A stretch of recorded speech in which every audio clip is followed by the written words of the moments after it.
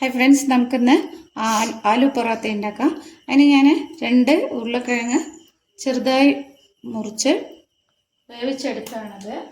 ഇതിന് നമുക്കൊന്ന്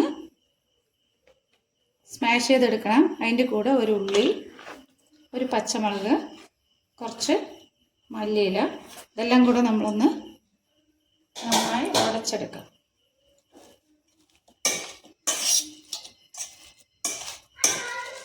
അതിൽ കുറച്ച് ഉപ്പിടുണ്ട്,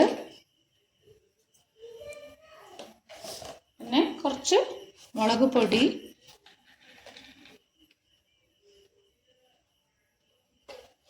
ഒക്കെ ഇനി നന്നായി ഇതൊന്ന് ഉടച്ചെടുക്കാം. 1 ഗ്രാം ഗോതമ്പ് പൗഡർ എടുത്തിട്ടുണ്ട് ഞാനതിൽ. ഇനി കുറച്ച് ഓയിലൊക്കെ ഉണ്ട്. ഇനി ഇത് നന്നായി ഒന്ന് കുഴച്ചെടുക്കാം.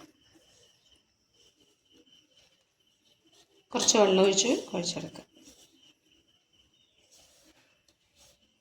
ഇതുണ്ടാക്കുമ്പോൾ ആദ്യം മാവ് കുഴച്ചതിന് ശേഷം അതിൻ്റെ ഉള്ളിൽ ഫില്ലിങ്സ് വെച്ചിട്ടാണ് ആക്കുക. ഞാനിത് എളുപ്പത്തിന് വേണ്ടി ഇങ്ങനെ ആക്കിയതാണ് കേട്ടോ.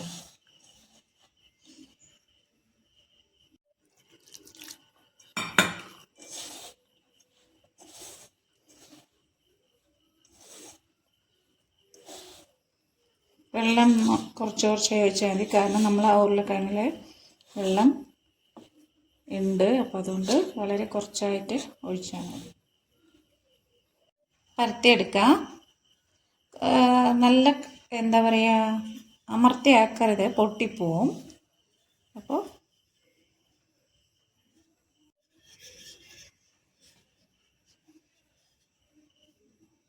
ഞാനത് നമ്മളൊന്ന് വേവിച്ചെടുക്കാം.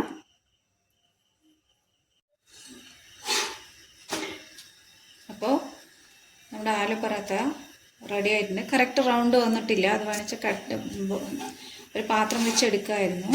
ഇത് ഞാനതിൽ രണ്ടും കൂടെ മിക്സ് ചെയ്താക്കിയത് കൊണ്ടാണ് അങ്ങനെ ആവാത്തത്. നിങ്ങൾ ഉള്ളിൽ ഫില്ലിങ്സായി വെച്ച് ആക്കുകയാണെങ്കിൽ കറക്റ്റായിട്ട് റൗണ്ടിൽ വരും.